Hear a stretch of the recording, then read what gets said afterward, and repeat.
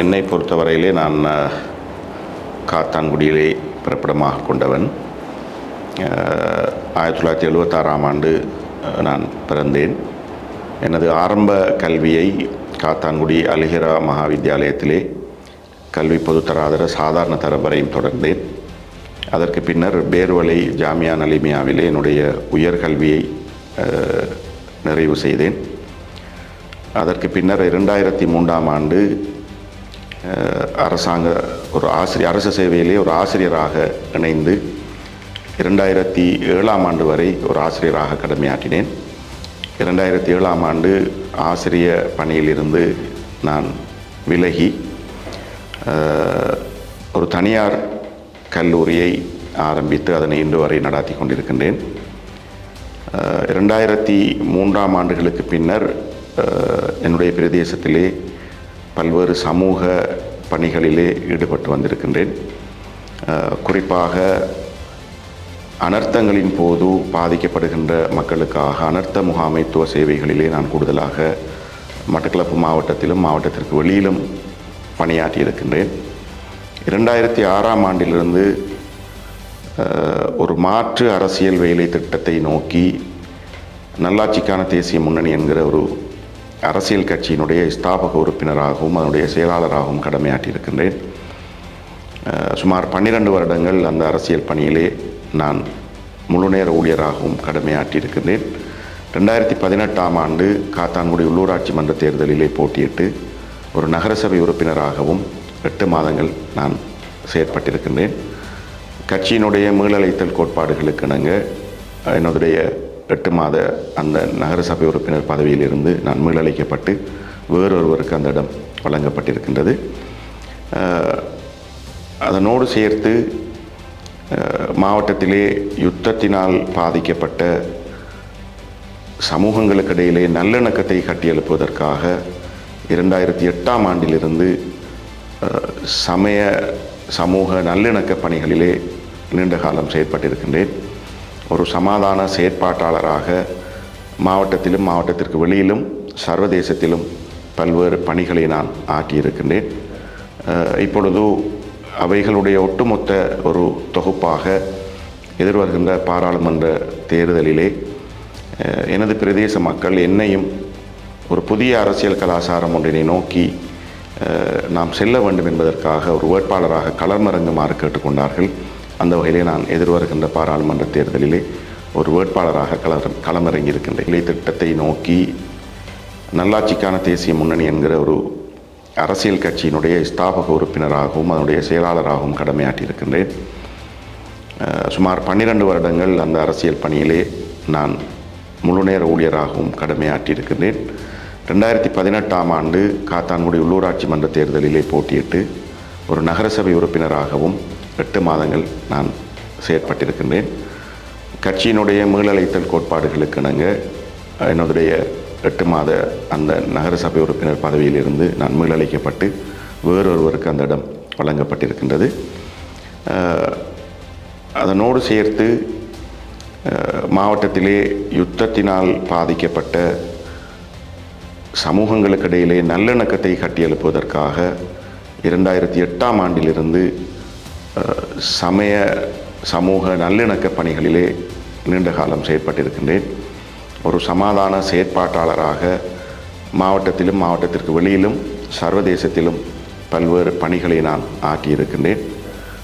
இப்பொழுது அவைகளுடைய ஒட்டுமொத்த ஒரு தொகுப்பாக எதிர்வருகின்ற பாராளுமன்ற தேர்தலிலே எனது பிரதேச மக்கள் என்னையும் ஒரு புதிய அரசியல் கலாச்சாரம் ஒன்றினை நோக்கி நாம் செல்ல வேண்டும் என்பதற்காக ஒரு வேட்பாளராக களமிறங்குமாறு கேட்டுக்கொண்டார்கள். அந்த வகையிலே நான் எதிர்வருகின்ற பாராளுமன்ற தேர்தலிலே ஒரு வேட்பாளராக களமிறங்கியிருக்கின்றேன்.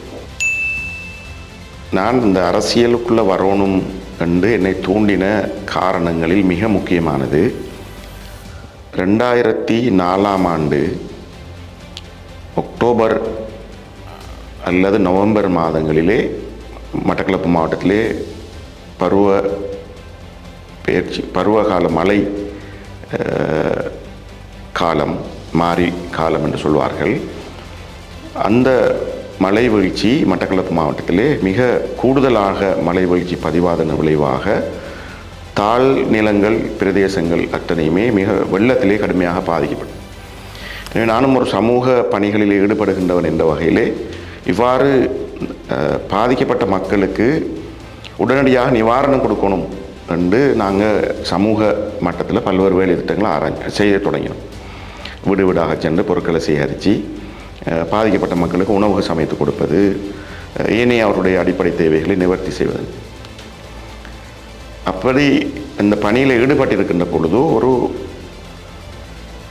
இலங்கையில் இருக்கின்ற ஒரு வெளிநாட்டு தூதுவர் ஆலயத்தின் ஊடாக என்னுடைய நண்பர் ஒருவர் என்னுடன் தொடர்பு கொண்டார். இவ்வாறு பாதிக்கப்பட்ட மக்களுக்கு நாங்கள் ஒரு 500 பேருக்கு உணவுப் பொதிகளை வழங்குறதுக்கு நாங்கள் விரும்புகிறோம்.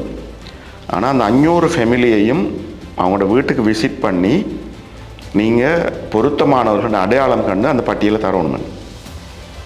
அப்போ தான் நான் முதலாக காத்தாங்குடிக்குள்ள எல்லா பிரதேசங்களில் உள்ள வீடுகளுக்கும் போகிறேன். 500 வீடுக்கு நான் போனேன். அந்த 500 பேரையும் செலக்ட் பண்ணதுக்காக நிறைய வீடுகளுக்கு போனோம். அப்போ அங்கே போன நேரம் தான் எனக்கு உண்மையாக மக்களுடைய நிலவரங்களை அறிய கிடைச்சிச்சு. இவ்வளவு கஷ்டத்தோடும் வறுமையோடும் அடிப்படை வசதிகள் இல்லாமலும் மக்கள் வாழ்கிறார்கள். எனவே நான் அதை பற்றி யோசிக்க தொடங்கினேன். இதற்கு என்ன காரணம்? ஏன் இந்த மக்கள் இப்படி ஒரு அடிப்படை வசதிகளே இல்லாமல், அடிப்படை வசதி நான் சொல்கின்ற போது வீடுகளிலே அவர்களுக்கு மலசல கூட வசதி இல்லை. அவர்கள் தங்கியிருக்கின்ற வீடுகள் கொட்டில்கள், மேலே தகடு, வளைத்து தகடு, கீழே மண் தரை. எனவே இந்த வெள்ளப்பெருக்கு அவர்களை கடுமையாக பாதித்திருக்கிறது. இவ்வளவு கஷ்டப்படுகிறார்கள். ஆனால் ஊரினுடைய வெளித்தோற்றத்தை பார்க்கிற போது பெரும் அபிவிருத்தி அடைந்த ஒரு நகர் போன்று காட்சியளிக்கிறது. எனவே மக்கள் நம்பிக்கொண்டிருக்கின்றார்கள் இது ஒரு பெரும் அபிவிருத்தி அடைந்த ஒரு பிரதேசம் என்று. ஆனால் அதன் உள்ளே மிக வேதனையான மன காயங்களை சுமந்த, கஷ்டங்களை சுமந்த மக்கள் இருக்காங்க என்றதை எனக்கு நான் கண்ணூடாக கண்டேன். அது என்னுள்ள ஒரு பெரிய ஒரு தாக்கத்தை ஏற்படுத்திச்சு. இந்த சமூகத்தில் அதிகாரம் மிக்கவர்கள், அரசியல் பலம் மிக்கவர்கள் செய்ய வேண்டிய எவ்வளவோ பணிகளை விட்டுவிட்டு நகரை வெறுமனே அலங்கரித்தல் என்பதற்கு கூடுதல் முக்கியத்துவம் கொடுக்கிறார்கள். எனவே உண்மையான அபிவிருத்தி என்ன என்று நான் எனக்குள்ளே கேட்டேன். எனவே அபிவிருத்தி என்பது வெறும் கட்டிடங்களை கட்டுவதும் வெறும் அலங்காரங்களை கொண்டு வருவதும் அல்ல.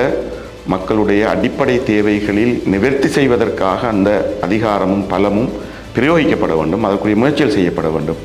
எனவே தான் நான் 2004ஆம் ஆண்டு இந்த சம்பவம் நடக்கிறது. 2006ஆம் ஆண்டு அவ்வாறான ஒரு அரசியல் உள்ளூராட்சி மன்ற தேர்தல் அறிவிக்கப்பட்ட அந்த சூழலில் தான். எனவே உள்ளூராட்சி மன்றத்திற்கூடாகவாவது இப்படியான கஷ்டத்தை எதிர்நோக்குகிற மக்களுக்கு, நாங்கள் தேவையுடைய மக்களுக்கு, அடிப்படை வசதிகள் அற்று சிரமங்களை எதிர்நோக்குகிற மக்களுக்கு எதையாவது செய்வோம் என்று இந்த அரசியலுக்குள்ளே நான் நுழைவதற்கு அது ஒரு காரணமாக இருந்தது. உண்மையில் அந்த 2006ஆம் ஆண்டு பிரவேசம் என்பது நிறைய சவால்கள் மறைந்தது. ஏனென்றால் நிறைய பேருக்கு நாங்கள் பேசின இந்த மாற்று அரசியல் கொள்கையை ஏற்றுக்கொள்ளாமல் இருந்துச்சு. அதே நேரம் ஏனைய அரசியல் கட்சிகள் மிகவும் பலமாக இருந்தாங்க.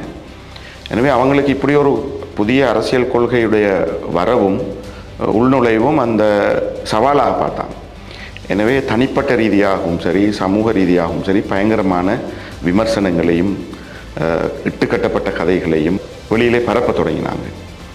மக்கள் மத்தியிலேயும் ஒரு வகையான ஓரங்கட்டல்களுக்கு நாங்கள் உள்ளாக்கப்பட்டோம். ஏதோ நாங்கள் சமூகத்திற்கு துரோகம் செய்கிற சமூக துரோகிகள் போன்றுதான் மக்கள் பார்க்க தொடங்கினார்கள்.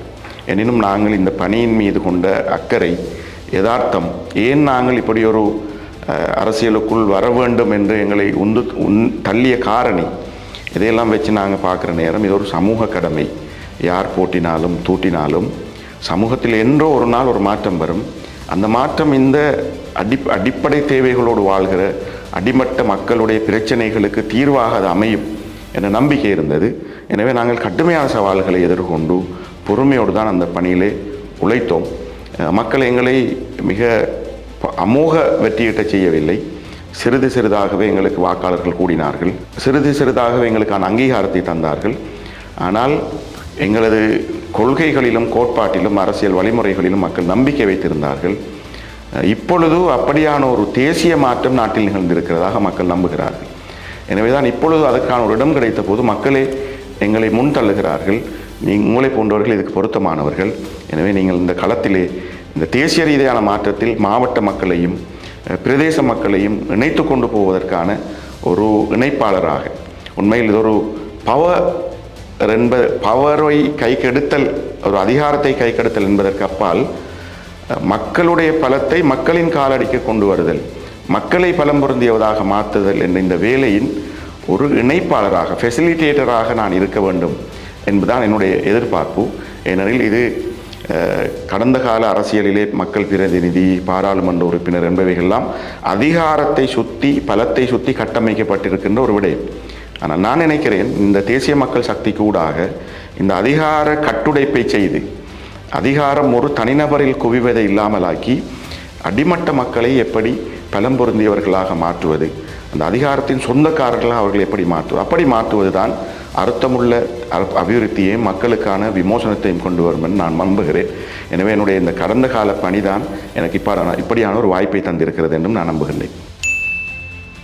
என்னை பொறுத்தவரையில் உண்மையிலே இந்த இலங்கையினுடைய அரசியல் கட்டமைப்பு ஒழுங்குகளை பார்க்குற போது மனிதர்களுக்கு அரசாங்கம் வழங்குகிற உதவிகள், அரசாங்கம் கடமைப்பட்டிருக்கிற விடயங்கள் என்று ஏராளமான விடயங்கள் இருக்கு. ஆனால் இதுவரை காலமும் அது ஒரு நியாயமாக நேர்மையாக நடக்கல். அதனால தான் மக்கள் அரச கட்டமைப்பை விட்டுவிட்டு அரசு சார்பற்ற நிறுவனங்களில் தங்கியிருக்கின்ற நிலைமை வந்தது. உதாரணமாக இந்த நாட்டில் ஏற்பட்ட ஒவ்வொரு அனர்த்தத்திலும், குறிப்பாக சுனாமி அனர்த்தத்தை எடுத்துக்கொண்டால் மக்கள் எங்கிருந்து கூடுதலாக நலன்களை பெற்றுக்கொண்டார்கள்னால் அரசு சார்பற்ற நிறுவனங்களிடமிருந்து. ஆனால் அதனை கூட இந்த நாட்டினுடைய அரசியல் ஒழுங்கு தலையீடு செய்தது. அந்த தன்னார்வ தொண்டு நிறுவனங்களையும் நிர்பந்தித்தார்கள். நான் சொல்கிறவர்களுக்கு நீங்கள் வீட்டை கொடுங்கள், வாழ்வாதாரத்தை கொடுங்கள், ஏனைய உதவிகளை செய்யுங்கள். உண்மையில் அவர் பாதிக்கப்பட்டவர்னா இல்லை, ஒரு அரசியல்வாதியின் சொந்தக்காரர், அரசியல்வாதியின் நண்பர். இப்படி நிறைய இந்த இழப்புகளின் போது தகுதி இல்லாதவர்கள் அரசியல்வாதிகளின் சிபாரிசிலே உதவிகளை பெற்றுக்கொண்டிருக்கின்றார்கள். எனவே தான் நான் நினைக்கிறேன் இந்த அரசியல் அதிகாரமும் அல்லது மக்கள் ஆணையும் உரியவர்களுக்கு சென்றடைவதை, நேர்மையாக அது நடப்பதை, வெளிப்படைத்தன்மையாக அது நடப்பதை, ஒரு பொறுப்புக்கூறலோடு அது நடப்பதை ஒழுங்குபடுத்துவதற்கான இடத்தை அது தரும். ஆனால் அரசியல் அதிகாரம் மட்டும்தான் மக்களுக்கு எல்லா சேவையும் செய்வதற்கான இடம் என்று நான் 100% நம்பவில்லை. ஆனால் இலங்கையில் இருக்கிற மக்களுக்கு நலன் கொண்டு போய் சேர்க்கக்கூடிய வழிமுறைகளிலே இந்த அதிகாரம் என்பதை விட மக்களின் ஆணையை பெறுகிற போது அதனை நேர்மையாக எப்படி செய்தல் என்பது பல்வேறு இன்டிரெக்டான, அதாவது மறைமுகமாக விளைவுகளை கொண்டு வரும். இப்பொழுது எப்படி இருக்கிறது என்றால், இந்த சமூகத்திற்கு நலனை சேர்ப்பித்தல் என்பதில் அங்கு ஒரு இனவாதம் இருக்கிறது, அங்கு ஒரு பிரதேசவாதம் இருக்கிறது. அவர் மாவட்டத்தின் பிரதிநிதியாக இருப்பார், அல்லது நாட்டிற்கான ஒரு பிரதிநிதியாக இருப்பார், அல்லது மாகாணத்திற்கான ஒரு பிரதிநிதியாக. ஆனால் அவருக்கு யார் கூடுதலாக வாக்களித்தார்களோ அவர்களின் நலன்களில் மட்டும் அவர் கவனம் செலுத்துவது, அவருக்கு யார் மிகவும் நெருக்கமாக இருக்கிறார்களோ அவர்களின் நலனில் மட்டும் கவனம். இது இனவாதத்தை, மதவாதத்தை, பிரதேசவாதத்தை இந்த நாட்டில் தோற்றுவிது. இது ஒரு இன்டிரெக்டான விளைவு. எனவே நான் நினைக்கிறேன் இந்த நாட்டில் மக்களுக்கு நன்மை பயத்தல் என்பதும் நீதியின் அடிப்படையில் அதிக தேவையுடையோரின் அடிப்படையில் முதன்மைப்படுத்தப்பட்டதாக, வெளிப்படைத்தன்மை உள்ளதாக, பொறுப்புக்கூறலோடு இருந்ததாக அமையுமாக இருந்தால் நாம் செய்கிற இந்த நல்ல பணிகளுக்கூடாக ஒருவருக்கொருவர் புரிந்துணர்வை, ஏற்றுக்கொள்ளலை, அங்கீகரித்தலை, மதிப்பளித்தலை, சமாதானத்தை அந்த வேலை திட்டத்துக்குள்ளாக மக்கள் மத்தியிலே கட்டியெழுப்ப முடியும், புரிந்துணர்வை கட்டி. எனவே தான் இந்த களத்தில் நான் வருவதற்கான காரணம், இந்த கோட்பாடுகளின் தத்துவத்தின் அடிப்படையில் எப்படி மக்களின் தேவைகளை நாம் நிவர்த்திக்கலாம். நான் ஒரு முஸ்லீம் என்பதற்காக நான் முஸ்லீம்களுக்கான ஒரு பிரதிநிதியாக மட்டும் இருக்கக்கூடாது என்பதில் நான் உறுதியாக இருக்கிறேன். தேவையுடைய மக்களின் பிரதிநிதியாக, குரலற்ற மக்களின் பிரதிநிதியாக, ஒதுக்கப்பட்ட மக்களின் பிரதிநிதியாக, ஒரு சோசியல் ஜஸ்டிஸ் என்கிற நீதியின் தத்துவத்தின் கீழ் எதனையும் செய்கிற ஒருவராக இருக்க வேண்டும் என்று நினைக்கிறேன். அது உண்மையில் மக்களின் எதிர்பார்ப்பை கண்டிப்பாக நிறைவேற்றும் என்று நான் நம்புகிறேன்.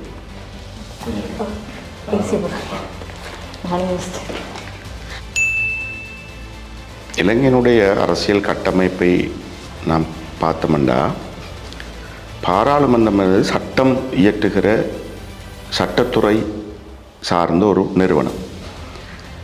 உண்மையில் பாராளுமன்றத்திற்கு செல்கின்ற ஒருவர் இந்த நாட்டினுடைய சட்டவாக்கத்தில் பெரும் செல்வாக்கு செலுத்துகின்ற ஒருவராக இருக்கின்றார்.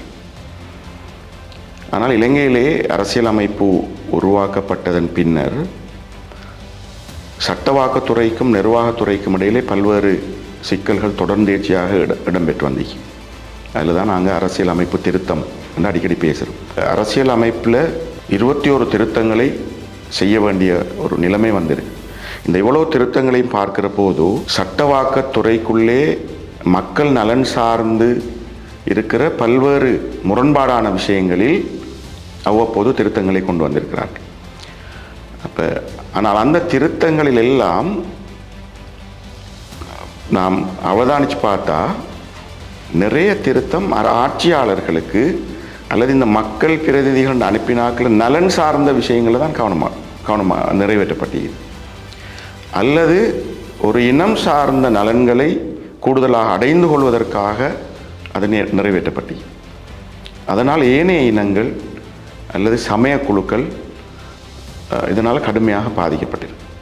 அப்போ எனவே தான் இந்த சட்டவாக்கத்துறைக்குள் அனுப்பப்படுகின்றவர்கள் மத்தியில் இந்த நாட்டினுடைய சட்டவாக்கத்துறை என்ன செய்ய வேண்டும் என்பது பற்றிய தெளிவு முதல் அவர்களிடம் இருக்க வேண்டும்.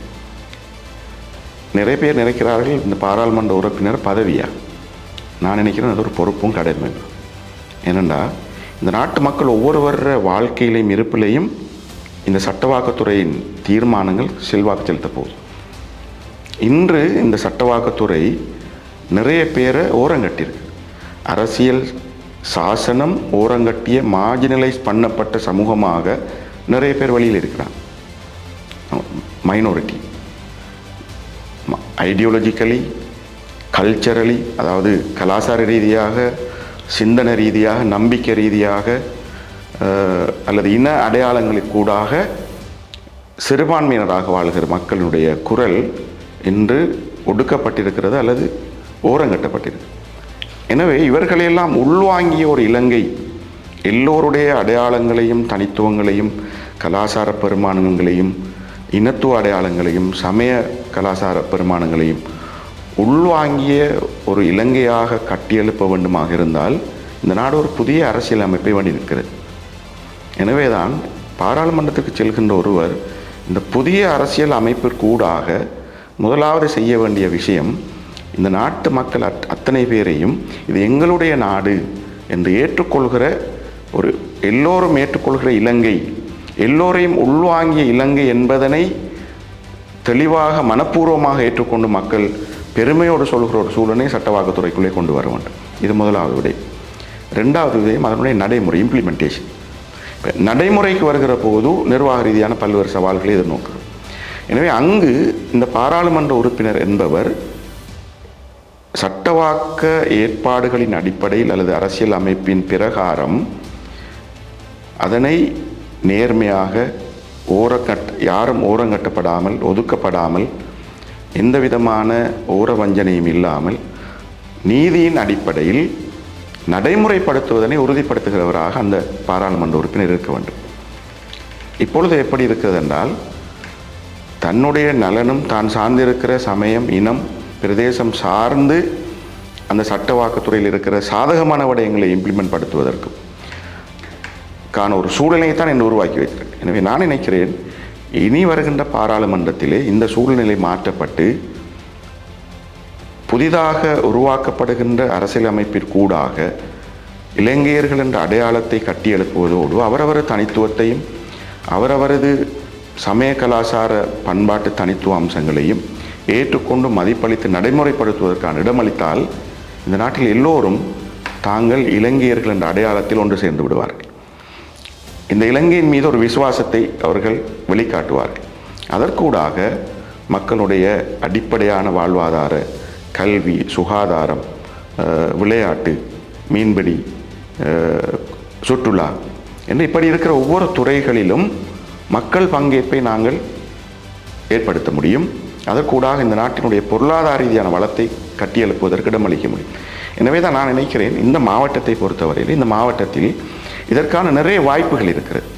எனவே மக்கள் பிரதியாக செல்கின்ற ஒருவரிடம் நாடு பற்றிய ஒரு தெளிவான பார்வையும், ஒரு தேசமாக எப்படி எல்லோரும் இணைந்து இந்த நாட்டை கட்டியெழுப்பது என்பவற்றை தெளிவும், பிரதேச ரீதியாக பிரதேச அபிவிருத்தி என்கின்ற போது பிரதேசத்தையும் எப்படி நாங்கள் இங்கே இருக்கிற எல்லா சமய இன மக்களையும் ஒன்றிணைத்து கொண்டு எப்படி நாங்கள் மாவட்டத்தை கட்டியெழுப்ப முடியும் என்பது குறித்தான திட்டமிடலும் அதுக்குரிய ஆளுமையும் இயலுமையும் இருக்க வேண்டும். இருந்தால் அதனை செய்ய முடியும் நான் நினைக்கிறேன். அதோடு மாத்திரமல்லாமல் அவர் எப்போதும் அக்கௌண்டபிலிட்டி, பொறுப்பு கூறுகிறவராக அதிகாரத்தை வளங்களை துஷ்பிரயோகம் செய்யாத, அதனை ஊழல் மோசடிகளில் ஈடுபடாத, அதனை தனக்கு சொந்தமாக பயன்படுத்தி கொள்ளாத, மக்களுக்குரியதை மக்களிடமே கொண்டு போய் வெளிப்படைத்தன்மையோடு சேர்க்கிற ஒரு பண்பு கொண்டவராக அவர் இருக்க வேண்டும் என நினைக்கிறேன். இப்படியான பண்புகள் கொண்டவராக ஒரு பாராளுமன்ற உறுப்பினர் இருப்பாராக இருந்தால் அது இந்த மாவட்டத்திற்கும் நாட்டிற்கும் மிகவும் ஒரு பாரிய வெற்றியாக அது அமையும். அது நாட்டிற்கு என்னுடைய அபிவிருத்தியில் அது கூடுதலான செல்வாக்கை செலுத்தும் என்பதுதான் என்னுடைய கருத்து. மட்டக்களப்பு மாவட்டத்தை பொறுத்தவரையில் நான் பிரதான பிரச்சனைகளாக அடையாளப்படுத்துவது முதலாவது, இந்த மாவட்டத்தில் கடந்த கால யுத்தங்களினால் பாதிக்கப்பட்ட மக்கள் மிக கடுமையான இழப்புகளோடு வாழ்ந்து வருகிறார்கள். இவர்களுக்கான எந்த விதமான நியாயமான தீர்வுகளும் இதுவரை பெற்றுக் கொடுக்கப்படவில்லை. எனவே இந்த பிரச்சனை அடையாளப்படுத்தப்பட வேண்டும். இதில் பல்வேறு பிரச்சனைகள், ஒன்று காணாமலாக்கப்பட்டோர், வலிந்து காணாமலாக்கப்பட்டோர் குறித்தான பிரச்சனைகள் இந்த மாவட்டத்தில் இருக்கின்றது. யுத்தத்தினால் கணவனை இழந்து, மனைவியை இழந்து, பிள்ளை இழந்து, அங்கவீனமாகிய உடைமைகளை இழந்த பலர் இந்த மாவட்டத்தில் இருக்கிறார்கள். இவர்கள் குறித்தான பல்வேறு தீர்வுகள் அவர்கள் வேண்டி நிற்கிறார். இது ஒரு முக்கியமான விடை. யுத்தம் ஏற்படுத்திய வடுக்களில் இருந்து மக்களை மீட்டெடுத்தலும் அவர்களுக்குரிய எதிர்காலத்திற்கான வேலை திட்டங்களையும் செய்வது, இது முதலாவது விடயம். இரண்டாவது விடயம், இந்த மாவட்டத்திலே வாழ்கின்ற தமிழ், முஸ்லிம், கிறிஸ்தவ, பௌத்த மக்கள் மத்தியிலே இன்னமும் ஒரு இணக்கப்பாடான, ஒருவரையொருவர் ஏற்றுக்கொள்கிற, அங்கீகரிக்கிற, மதிப்பளிக்கிற ஒரு நிலைமை உண்மைக்குண்மையாக இல்லை என்பது என்னுடைய அவதானம். நாங்கள் ஏதோ இந்த மாவட்டத்தில் இன ரீதியாக, நில ரீதியாக இப்படி வாழ்கிறோம், அருகருகே வாழ்கிறோம், எல்லோருமாக இந்த மாவட்டத்திலே வாழ்கிறோம் என்பதற்காக இந்த மாவட்டம் இன ரீதியான ஐக்கியப்பட்ட, ஒற்றுமைப்பட்ட, ஒருவரை ஏற்றுக்கொண்ட நிலைமையில் இல்லை. உள்ளே ஏராளமான சந்தேகங்கள், ஏராளமான மனக்காயங்கள், ஏராளமான விமர்சனங்கள், ஏராளமான அச்சங்களோடு தான் இங்கே நாம் வாழ்கிறோம். இவைகள் எப்பொழுது இதனுடைய உண்மைகள் கண்டறியப்பட்டு குற்றச்சாட்டுகளுக்கு சரியாக பதிலளிக்கப்பட்டு நாங்கள் ஐக்கியப்பட முடியுமோ அப்பொழுது இந்த மாவட்டத்தினுடைய அபிவிருத்தி என்பது, இந்த மாவட்டத்தினுடைய முன்னேற்றம் என்பது மிக இலகுவாக அமையும் என்று நான் நினைக்கிறேன். எனவே இந்த மாவட்டத்திற்குள்ளே மீள் இணக்கப்பாட்டினை எப்படி கொண்டு வருவது, இனங்களுக்கிடையே, சமூகங்களுக்கிடையே, சமயங்களுக்கிடையே, வித்தியாசமான கலாச்சாரங்கள், நம்பிக்கைகளுக்கிடையே எப்படி ஒரு இணக்கப்பாட்டினை கொண்டு வர முடியும் என்பது குறித்து நான் கூடுதலாக இது மாவட்டத்தினுடைய இரண்டாவது. அப்படி ஒரு இணக்கப்பாட்டை கொண்டு வருவது என்பது மட்டக்களப்பு மாவட்டம் இந்த நாட்டிலே ஒரு முன்மாதிரியான மாவட்டமாக, ஒரு அபிவிருத்தியை நோக்கி நகர்கின்ற ஒரு அபிவிருத்தி அடைந்த மாவட்டமாக முன்கொண்டு செல்வதற்கு வழிவகுக்கும் என்று நான் நம்புகிறேன். இது இரண்டாவது விஷயம். மூன்றாவது விஷயம், இந்த மாவட்டத்திலே நில ரீதியான பல்வேறு பிரச்சனைகளும் வள ரீதியான பிரச்சனைகளும் இருக்கின்றன. எனவே இந்த பிரச்சனைகளை நாம் எப்படி கையாள்வது என்பது குறித்து ஒரு ஆழமான வேலை திட்டமும் திட்டமிடலும் உரிய தரப்புகளுடான கலந்துரையாடலும் தேவைப்படுகிறது. எனவே இந்த இருக்கிற வளங்களை எப்படி நாம் மக்களின் தேவைகளுக்கேற்ப பகிர்ந்து கொள்வது, அதனை ஒரு சாரார் மாத்திரம் உரிமை கோருவதற்கு அப்பால் இந்த வளங்கள் பகிர்வு என்பது எல்லோருக்கும் தேவையின் அடிப்படையில் நடக்க வேண்டும் என்று நான் கருதுகிறேன். எனவே அது சில சவால்கள் நிறைந்த ஒரு விடயம். அதனை மக்களுக்கு அதனுடைய யதார்த்தத்தை, உண்மைத்தன்மையை உண்மையாகவே வெளிக்காட்டி எடுத்து கூறி பரஸ்பரம் கலந்துரையாடல்கள் கூடாக அவைகளை செய்ய முடியுமாக இருந்தால் இந்த மாவட்டத்தில் இருந்து வளம் சார்ந்து இருக்கிற இந்த பிரச்சனைகளுக்கு கண்டிப்பாக ஒரு தீர்வு வரும். அதுவும் இந்த மாவட்டத்தில் ஒரு ஐக்கியத்தையும் ஒரு அபிவிருத்தியும் கொண்டு வரும். இந்த மூன்று பிரச்சனைகளையும் தான் நான் அடிப்படை பிரச்சனையாக பார்க்க. இந்த 3 பிரச்சனைகளுக்குள்ளும் உப தலைப்புகளில் பேச வேண்டிய நிறைய விடயங்கள் இருக்கு. அவை ஒவ்வொன்றும் உப சப்டைட்டில்ஸாக வரும். எனவே நான் இந்த பேட்டியினுடைய நேரம் கருதி அதனுடைய ஓவரோலான பிரதான தலைப்புகளை சொல்லியிருக்கிறேன். நாங்கள் எதிர்காலத்திலே இவைகள் குறித்து மிக ஆழமாக பேசுகிற போது ஒவ்வொரு இந்த உப தலைப்புகளுக்கும் உள்ளால் இருக்கிற விடயங்களிலே இந்த மாவட்டத்தினுடைய பிரச்சனைகளுக்கான தீர்வுகளை கண்டுகொள்ள முடியும் என்று நான் நம்புகின்றேன். உண்மையில் என்னிடம் இந்த விடயங்கள் தொடர்பாக ஒரு நீண்ட ஒரு திட்டமிடல் இருக்கிறது. இது தொடர்பாக நான் நீண்ட காலமாக இந்த களத்திலே பணியாற்றி வருகின்றேன் என்ற வகையிலே யுத்தம் நடந்த நாடுகளிலே யுத்தத்துக்கு பின்னர் இந்த உண்மையை கண்டறியும் ஆணைக்குழு ட்ரூத் கமிஷன் என்று ஒரு கமிஷன் நிறுவப்படுவது வழமை. அதற்குரிய நல்ல உதாரணம் தான் சவுத் ஆப்பிரிக்காவினுடைய வெள்ளையர்களுக்கும் கருப்பினத்தவர்களுக்கும் இடையிலே இடம்பெற்ற அந்த யுத்தம் இப்படியான பலரை காணாமலாக்கியது, கொலை செய்தது. எனவே அங்கு நெல்சன் மண்டேலா அவர்களுக்கு அதிகாரம் கிடைத்த போது ஃபாதர் டெஸ்மண்ட் டுட்டு அவருக்கு ஒரு ஆலோசனை சொன்னார். நாங்கள் ஒரு ட்ரூத் கமிஷனை நியமிப்போம், ஒரு உண்மையை கண்டறியும் ஆணைக்குழுவை நியமிப்போம், அதற்கூடாக இந்த பிரச்சனைகளுக்கு தீர்வை காண்போம். என்னை பொறுத்தவரையில் என்னிடம் உள்ள ஒரு தீர்வு தான் இந்த நாட்டில் இடம்பெற்ற இவ்வாறான இதுவரை இதில் என்ன நடந்தது என்று தெரியாமல் இருக்கிற பல்வேறு விடயங்களுக்கான ஒரு உண்மையை கண்டறியும் ஒரு ஆணைக்குழு நியமிக்கப்பட வேண்டும். அதற்கூடாக அது மிகவுமே சுயாதீனமாக நம்பிக்கை தன்மையோடு எந்த விதமான பாரபட்சமும் இன்றி உண்மைகள் கண்டறியப்பட வேண்டும். உண்மைகளை கண்டு கொண்ட போது சவுத் ஆப்பிரிக்காவினுடைய அந்த முன்மாதிரி தான் அந்த உண்மைகளை ஒவ்வொருவரும் தமிழ் தரப்பில் எங்களது கைகளால் பிழை நடந்திருக்கிறது என்பது உண்மையை ஏற்றுக்கொள்ள செய்ய வேண்டும். அது சில நம் அரச தரப்பால் ஏற்பட்டிருக்க முடியும், அல்லது ஏனைய சிவில் அமைப்புகளால் நடைபெற்றிருக்க முடியும், ஆயுத குழுக்களால் இடம்பெற்றிருக்க முடியும், அல்லது பாதுகாப்பு தரப்பினரால் இடம்பெற்று, இப்படி பலரால் இடம்பெற்று. எனவே அவர்கள் உண்மையை உண்மையாக ஏற்றுக்கொள்ளுதல். உண்மையை ஏற்றுக்கொள்கின்ற பொழுது அங்கு அடுத்தது மன்னிப்பு கோரல், மன்னிப்பு அளித்தல் என்ற 2 விடயங்கள் இருக்கிறது. எனவே பாதிக்கப்பட்டவர்களிடம் பாதிப்பை ஏற்படுத்தியவர்கள் மன்னிப்பு கோர வேண்டும், பாதிக்கப்பட்டவர்கள் மன்னிப்பு அளிக்க வேண்டும். அல்லது இதில் உண்மையை கண்டறிந்து சிலர் ஆங்காங்கு இருக்கலாம் அல்லது மறைத்து வைக்கப்பட்டிருக்கலாம் என்றிருந்தால் அவர்கள் விடுதலை செய்யப்பட வேண்டும். சிறைகளில் அடைக்கப்பட்டிருந்தால் அவர்கள் விடுதலை செய்ய வேண்டும். அதற்கான இழப்பீடுகள், நஷ்டஈடுகள் வழங்கப்பட வேண்டுமானால் வழங்கும். அல்லது உண்மைக்கு புறம்பான குற்றச்சாட்டுகளின் அடிப்படையில் ஒருவர் கைது செய்யப்பட்டு இதுவரை அரசியல் கைதியாக அல்லது இதுவரை எந்த விதமான குற்றச்சாட்டுகளை நிரூபிக்கப்படாத வகையில் சிறைச்சாலைகளில் அவர் வாட முடியும். இப்படியானவர்களுக்கு நீதியின் அடிப்படையில் அவர்களுக்கு அதுக்குரிய தீர்வுகள் பெற்றுக்கொள்ளப்படும். எனவே இது ஒரு நீண்ட ப்ரோசஸ், ஒரு நீண்ட ஒரு வேலை திட்டம். எனவே தான் இந்த மாவட்டத்தில் ஒரு மக்கள் பிரதிநிதியாக செல்வதற்கான வாய்ப்பு எனக்கு கிடைத்தால் இவ்வாறான பல்வேறு பிரச்சனைகளுக்கான ஒரு புதிய முறைமைகளையும் திட்டங்களையும் வேண்டுகோள்களையும் அரசிடம் சமர்ப்பிக்க வேண்டும் என்ற முன்மொழிய வேண்டும் என்ற ஒரு அவாவோடு நான் இருக்கிறேன். அது மக்கள் கைகளிலே இருக்கிறது. மக்கள் அப்படி ஒரு ஆணையை தந்தால் மக்களுக்கு விசுவாசமான அந்த பணிகளை செய்ய வேண்டும், இறைவன் அதற்கு அருள்பாலிக்க வேண்டும் என்று விரும்புகின்றேன். நான் இளைஞராக இருக்கிற நேரம் உண்மையில் என்னுடைய இளம காலம் என்றது நான் கண்டதெல்லாமே வன்முறையும் யுத்தமும் அழிவும். நியூஸை பேப்பர் எடுத்தாலும் குண்டுவெடிப்பு, கன்னிவெடில், கொலை, இந்த செய்தியில் தான் இருக்குது. ரேடியோ நியூஸை திறந்தாலும் அதான் இருக்கும், டிவி நியூஸை பார்த்தாலும் அதான் இருக்குது. அப்போ எங்களை சுற்றி நடந்தது எல்லாமே ஒரு யுத்த கால வன்முறை சார்ந்த விஷயங்கள்.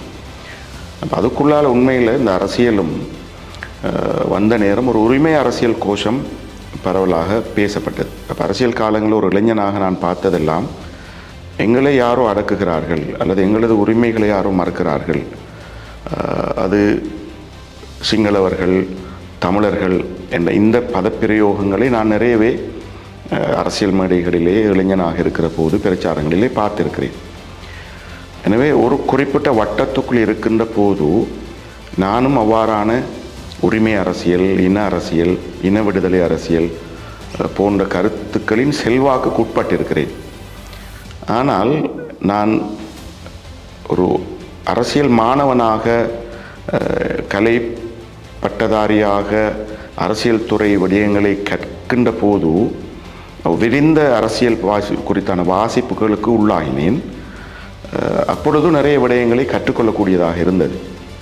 அது 2008ஆம் ஆண்டு வரைக்கும் அந்த பார்வைகள் என்னை பொறுத்தவரையிலே ஒரு குறுகிய வட்டத்திற்குள் தான் இருந்தது.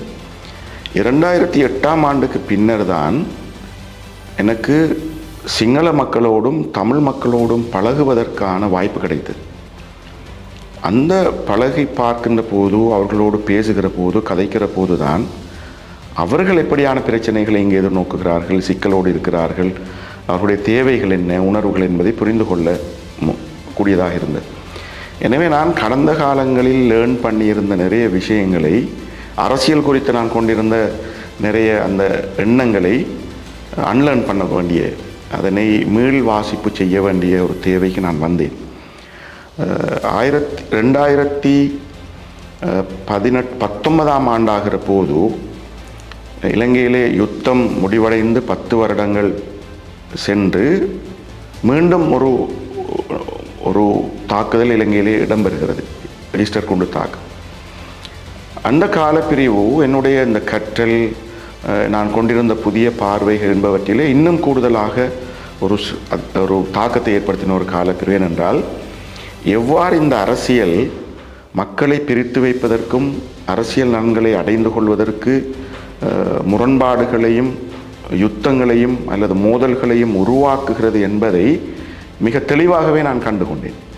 எனவே அரசியல் அதிகாரம் என்பது துஷ்பிரயோகம் செய்யப்படுகிற போது, சுயநலன்களுக்காக அதனை அரசியல்வாதிகள் பயன்படுத்துகிற போது, அதை எப்படி சமூகங்களை பிரித்தாலும், சமயங்களுக்கு இடையில் எப்படி மோதல்களை உருவாக்கும், தப்பாபிப்பிராயங்களை எப்படி அது உருவாக்கும், அரச எல்லா சொத்துக்களையும், மீடியாக்களை, ஏனைய விஷயங்களை பயன்படுத்தி அதை எப்படி உருவாக்குவார்கள், எப்படி ஒரு டீப் ஸ்டேட், ஒரு அரசாங்கத்தின் உள்ளே ஒரு நிழல் அரசாங்கம் எப்படி இந்த பிள்ளையான விடயங்களை செய்வதற்கு செல்வாக்கு செலுத்துகிறது என்ற விடயங்களெல்லாம் நான் யதார்த்தபூர்வமாக நிறைய அனுபவத்தில் கண்டுகொண்டேன். எனவேதான் அந்த இளமை காலத்தில் நான் பார்த்த விடயங்கள் என்பது உண்மையில் சாதகமான எந்த ஒரு விளைவையும் இந்த அரசியல் தரவில்லை என்பதை நான் உறுதியாக நம்பினேன். அதனால்தான் இந்த நாட்டில் பல்வேறு யுத்தங்கள், பல்வேறு இன அழிப்புகள், பல்வேறு இன முரண்பாடுகள், சமய முரண்பாடுகள் தோற்றம் பெற்றன. அதுதான் எனக்குள்ள ஒரு உந்து சக்தி ஏற்படுத்தியது. நாம் ஒரு அரசியல் வேலை திட்டத்தை செய்வதாக இருந்தால் இவை எல்லாவற்றுக்கும் வெளியே நின்று ஒரு புதிய ஒழுங்கில் எல்லோரையும் உள்வாங்கிய இவ்வாறான ஒரு பிற்போக்குத்தனமான ஒரு கபடத்தனமான ஒரு ஹிடன், ஒரு மறைவான நிகழ்ச்சி நிரல் அற்ற ஒரு வெளிப்படைத்தன்மையான அரசியல் செய்ய வேண்டும் என்று அது எனக்குள்ளே இருந்தது. எனவே அதற்கான முயற்சிகளிலும் ஈடுபட்டேன். அந்த எண்ணத்தினை இறைவன் பொருந்தி கொண்டானோ என்று நான் சிந்திக்கின்றேன். இப்பொழுது உண்மையில் இது நான் தேடி சென்ற ஒரு வாய்ப்பு அல்ல, இது என்னை தேடி வந்த ஒரு வாய்ப்பு. நீங்கள் கேட்டது போன்று நான் என்னுடைய இளமை காலத்தில் நான் எனக்குள்ளே உருவாக்கி கொண்ட இந்த புதிய ஒரு அரசியல் முறை மாற்றத்திற்கு தொடர்பான அந்த அவாவும் ஆசையும் இந்த நாட்டில் ஏற்பட போகிறதோ, அதற்கான ஒரு சந்தர்ப்பம் ஏற்பட்டிருக்கிறதோ, அதற்கு நம்மையும் கடவுள் தெரிவு செய்கிறாரோ என்பதுதான் இப்போது எனக்குள்ள விஷயம். எனவே அந்த இளமை கால அனுபவம் நிச்சயம் எதிர்காலத்துக்கு கூடுதலாக பங்களிக்கும் என்று நான் நம்புகின்றேன். ஒரு பீஸ் பில்டிங் அல்லது பீஸ் ஆக்டிவிஸ்ட் என்பதே முரண்பாடுகளை நிலைமாற்றம் செய்வதில் தான் தொடங்குகிறது. எனவே என்ன வித்தியாசமான தேவைகள், வித்தியாசமான உணர்வுகள், வித்தியாசமான அபிலாஷைகள், இந்த டைவர்சிட்டி அல்லது ப்ளூரலிசம், அந்த ப்ளூரலிஸ்டிக் சொசைட்டியே தான் இலங்கை. அப்போ எனவே இந்த ஒரு பன்மைத்துவத்துக்குள்ளால் ஒரு இணக்கப்பாட்டை கொண்டு வர வேண்டுமாக இருந்தால் அதற்கு நிறையவே அர்ப்பணிப்பு, தியாகம், விட்டு கொடுப்பு, ஏற்றுக்கொள்ளல், மதிப்பளித்தல், இப்படி பல விஷயங்களை செய்ய வேண்டியவர். எனவே என்னுடைய அந்த சமாதான நல்லிணக்க வேலை திட்டத்திற்கு நிச்சயமாக நான் பயணிக்கின்ற பாதை ஒரு பொழுதும் தடையாக இருக்காதுன்னு நம்புகிறேன். அதனால்தான் நான் இவ்வளவு தாமதித்து இப்படி ஒரு வேலை திட்டத்திற்குள் வந்திருக்கிறேன். அரசியலை மட்டும் சற்று ஒதுங்கி இருப்பதற்கும் காரணம், கடந்த கால அரசியல் ஒழுங்குகள் இதற்கு எந்த வகையிலும் ஒத்து வராது, இதற்கு நமக்கு வாய்ப்பளிக்காது என்பதை நான் உறுதியாக நம்பினேன். ஆனால் இன்று இளைஞர்கள் இந்த நாட்டில் இப்படியான ஒரு நல்லிணக்கத்திற்கு, சமாதான சகவாழ்விற்கு முரணான அரசியல் ஒழுங்கு இருக்கக்கூடாது என்பதில் பெரும்பான்மை இளைஞர்கள் மிகவும் தெளிவாக இருக்கிறார்கள். பெரும்பான்மை சமூகத்தைச் சேர்ந்த இளைஞர்கள் மிகவும் தெளிவாக இருக்கிறார்கள். மக்களும் அதில் தெளிவாக இருக்கிறார்கள். எனவேதான் இந்த கடந்த ஜனாதிபதி தேர்தலிலே இப்படியான ஒரு தீர்மானத்துக்கு அவர்கள் வந்ததற்கான காரணம் 76 வருடங்கள் பாரம்பரியமாக அரசியல் செய்த அரசியல்வாதிகளை ஓரங்கட்டிவிட்டு ஒரு புதிய அரசியல் ஒழுங்குக்கு அவர்கள் வந்ததற்கு காரணம் இந்த தேவை அவர்களிடம் ஆழமாக இருக்கிறது. எனவே எங்களை போன்ற இந்த நல்லிணக்கத்தை சமாதானத்தை கட்டியெழுப்ப நினைக்கின்றவர்கள் இதனை ஒரு வாய்ப்பாக பயன்படுத்தியாக வேண்டும். ஆனால் இந்த வாய்ப்பு சில நேரம் என்னுடைய அடிப்படை கோட்பாடுகளும் கொள்கைகளுக்கு முரணாக அமையுமாக இருந்தால் நிச்சயமாக நான் இந்த அரசியலிருந்து ஒதுங்கிக் கொள்வேன். ஒரு நாளும் இந்த அரசியலை என்னுடைய அடிப்படை கொள்கைகளோடு நான் இணங்கி போவதற்கு, அதாவது சமரசம் செய்வது, கம்ப்ரமைஸ் பண்ணுவதற்கு, பிள்ளையான கோட்பாடுகளோடும் சிந்தனைகளோடும் கம்ப்ரமைஸ் பண்ணி ஒரு பதவியை அல்லது ஒரு பொறுப்பை தக்க வைத்துக் கொள்வதற்கு நான் ஒரு பொழுதும் இடமளிக்க மாட்டேன். அதில் மிக தெளிவாக இருக்கிறேன். என்னுடைய இந்த நிலைப்பாடுகளுக்கு, கொள்கை கோட்பாடுகளுக்கு முரணாக இந்த அரசியல் பயணம் அமையமாக இருந்தால் நான் இதிலிருந்து ஒதுங்கிக் கொள்ள வேண்டும் என்ற திட சந்தர்ப்பம் என்னிடம் இருக்கிறது. அதனை காலம் நிச்சயம் பதில் சொல்லும், பொறுத்திருந்து பார்ப்போம். இதுவரை காலமும் எங்களிடம் இருந்து வருகிற ஒரு மனப்பதிவு தான் அரசாங்கம் வேலை வாய்ப்பை கொடுக்க வேண்டும். இதை நான் சற்று வித்தியாசமாக பார்க்க விரும்புகிறேன். இது ஒரு தங்கி இருக்கின்ற ஒரு மனோநிலையை இந்த இளைஞர்கள் மத்தியிலே உருவாக்கியது. இளைஞர்கள் என்பவர்கள் மிகவும் பலம் வாய்ந்தவர்கள். அவர்கள் தனக்குள் இருக்கிற ஆற்றலையும் சக்தியையும் புரிந்து கொள்ள செய்ய வேண்டும். எனவே எங்களுடைய கல்வி வேலை வாய்ப்பை பேசுவதற்கு முன்னர் எங்களுடைய கல்வி திட்டம் குறித்து நாங்கள் பேசுவோம். எங்களுடைய கல்வி திட்டத்தில் இருக்கிற குறைபாடு தான் வேலையற்ற இளைஞர்கள், வேலையற்ற பட்டதாரிகள். ஒரு பல்கலைக்கழகத்திற்கு சென்று பட்டதாரியான பின்னரும் வேலையற்ற பட்டதாரி என்ற ஒரு கோஷம் இங்கே இருக்குது. இது ஒரு பிள்ளையான ஒரு கோஷமாக நான் பார்க்கிறேன். ஒரு பாடசாலையிலிருந்து வெளியேறுகின்ற இளைஞன், பல்கலைக்கழகத்தைச் சேர்ந்த ஒரு பட்டதாரி தன்னையும் தன்னுடைய பலத்தையும் அடையாளம் கண்டுகொள்ளாமல் ஒரு அரசாங்கத்தின் தொழிலுக்காக காத்து கிடப்பது என்பது உண்மையில் ஒரு பிள்ளையான முன்மாதிரி. எனவேதான் எங்களுடைய மாணவர்களுக்கு, இளைஞர்களுக்கு எப்படி நான் சுயமாக எனக்கான ஒரு தொழிலை உருவாக்கி கொள்வது, இரண்டாவது தன்னுடைய ப்ரொஃபஷனலிசம், தன்னுடைய இயலுமை, தன்னுடைய ஆற்றல், தன்னுடைய சக்தி என்பவற்றை அடையாளம் கண்டு கொண்டு அவர் ஒரு தொழில்துறையை அரச கட்டமைப்புக்குள் தேடிக்கொள்வதா அல்லது தனியார் துறையில் தேடிக்கொள்வதா என்பது குறித்து இளைஞர்கள் வழிகாட்டப்பட வேண்டும். அவ்வாறு வழிகாட்டப்பட்டால் அவர்களுக்கு தனியார் துறையில் ஏராளமான தொழில் வாய்ப்புகள் இருக்கின்றன. அதற்கான வழிகாட்டல்களை வழங்குபவராகத்தான் இந்த மக்கள் பிரதிநிதி இருக்க வேண்டுமே தவிர இந்த மாவட்டத்தில் இருக்கிற எத்தனை இளைஞர்களுக்கு எங்களுக்கு வேலைவாய்ப்பை பெற்றுக் கொடுக்க முடியும்? ஏற்கனவே அரச ஊழியர்களின் எண்ணிக்கை அதிகம். இந்த நாட்டிற்கு சர்வதேச நாணய நிதியம் கடன் கொடுக்க வந்தபோது சுட்டிக்காட்டிய ஒரு விடயம், தேவைக்கு அதிகமான அரச ஊழியர்களை நாங்கள் கொண்டிருக்கிறோம். எனவே அது இந்த நாட்டில் ஒரு கடன் சுமையை அதிகரிக்க செய்வதற்கு அது ஒரு காரணமாக இருக்கிறது. எனவே தான் இந்த மாவட்டத்தில் எத்தனையோ வள ரீதியான வாய்ப்புகள் எங்களுக்கு இருக்கின்றன. இந்த நாட்டிலே எங்களை சுற்றி இருக்கிற மாவட்டத்திலே கடல் தொழிலை இன்னும் நாங்கள் ஒரு விஞ்ஞானபூர்வமான புதிய தொழில்நுட்பத்தை கொண்ட ஒரு கடல் தொழிலாக மாற்றவில்லை. மாற்றினால் நூற்றுக்கணக்கான, ஆயிரக்கணக்கான இளைஞர்களுக்கு வேலை வாய்ப்பு இருக்கிறது. முழுமையாக நவீனமயப்பட்ட மீன்பிடித்துறை என்று ஐரோப்பிய நாடுகளிலே ஒரு பெரும் பொருளாதார வளம் ஈட்டுகின்ற காரணியாக மாறியிருக்கு. எங்களுடைய இருக்கிற ஆற்று வளம், மட்டக்களப்பு ஆற்று வளத்தை எடுத்துக்கொண்டால் இங்கே இருக்கிற மீன், இங்கே இருக்கிற நண்டு, இங்கே இருக்கிற இறால் என்பவைகள் வெளிநாட்டு உள்நாட்டு சுற்றுலா பிரயாணிகளை பாரம்பரிய உணவு என்ற அடிப்படையில் இங்கே கொண்டு சேர்வதற்கு வாய்ப்பு இருக்குது. ஆனால் நாங்கள் அதனை எப்படி பயன்படுத்தி இருக்கிறோம்? இங்கே இருக்கிற பெடிலேண்ட், விவசாய நிலங்கள், இங்கே இருக்கின்ற கிராமிய பொருளாதாரம், இங்கே இருக்கின்ற கிராமிய கலாச்சார அம்சங்கள், இவைகளை எல்லாவற்றிலும் இங்கே இருக்கிற சினிமா, மட்டக்களப்பு மாவட்டத்தில் ஒரு ஆல்டர்னேட்டிவ் சினிமா துறை எப்படி வளர்ந்திருக்கிறது, இங்கே இருக்கிற ஏனைய கலாச்சார அம்சங்களை வெளிநாட்டிலிருந்து வருகின்ற சுற்றுலா பிரயாணிகளை கவர்கின்ற பொழுதுபோக்கு அம்சங்களாக மாற்றுகின்ற திறனை எந்தளவு தூரம் நாம் நமது இளைஞர்களை கொடுத்திருக்கிறோம், யுவதிகளை கொடுத்திருக்கிறோம். எனவே நான் நினைக்கிறேன், எங்களை சுற்றியே இந்த வேலை வாய்ப்பின்மை என்று பேசுகிற விடயங்களுக்கு வேலை வாய்ப்பை ஏற்படுத்துவதற்கான நிறைய வாய்ப்புகளை, ஆனால் அவைகளை இந்த அரசாங்கமும் மக்கள் பிரதிநிதிகளும் இன்னமும் சரியாக அடையாளம் காணவில்லை. எனவே என்னை பொறுத்தவரையில் நான் நினைக்கிறேன், இந்த இளைஞர்களுக்கான ஒரு வழிகாட்டலை நாங்கள் செய்ய வேண்டும். மக்கள் பிரதிநிதி அவர்களுடைய இயலுமையை அடையாளம் கண்டு, அவர்களுக்கு திறமைகளை அடையாளம் கண்டு, அவர்களை மேலும் எப்படி எம்பவர் பண்ணலாம், எம்பவர் பண்ணுவதற்கூடாக அவர்களுக்கு என்ன தொழில் வாய்ப்பை தனியார் துறையிலும் அரசு துறையிலும் அல்லது வெளிநாடுகளிலும் அல்லது உள்நாட்டிலும் பெற்றுக்கொள்ள முடியும் என்பதற்கான ஏற்பாடுகளை செய்ய முடியும். அதற்காக இளைஞர் விவகார அமைச்சு இருக்கிறது. அதே போன்று 3ஆம் நிலை கல்வி அமைச்சின் கீழால் இருக்கிற வொகேஷனல் ட்ரைனிங் சென்டர்ஸ் இருக்கிறது. அதே போன்று ஐசிடி மையங்கள் இருக்கின்றன. இவைகளெல்லாம் எப்படி இந்த தொழில் வாய்ப்பின்மையை தொழிலின்மையை குறைப்பதற்கு இளைஞர் யுவதிகளுக்கும் தொழிலற்றவர்களுக்கும் சாதகமாக பயன்படுத்தலாம் என்பது குறித்து நான் கூடுதலாக சிந்திக்கின்றேன். அவ்வாறான வாய்ப்பு கிடைக்கின்ற போது நிச்சயம் அவைகளுக்கான தீர்வுகளை கொண்டு வர முடியும் என்று நான் நம்புகின்றேன். மக்களின் ஆணை என்பது, மக்கள் அதிகாரம் என்பது சில நேரம் அன்றிருந்த இலங்கையினுடைய அரசியல் சூழலில் நான் சொல்கின்ற போது 1990ஆம் ஆண்டு 2000ஆம் ஆண்டு இந்த காலப்பிரிவு சூழலிலே அப்படியான ஒரு நிர்பந்தத்தை அவர்களுக்கு உருவாக்கியது.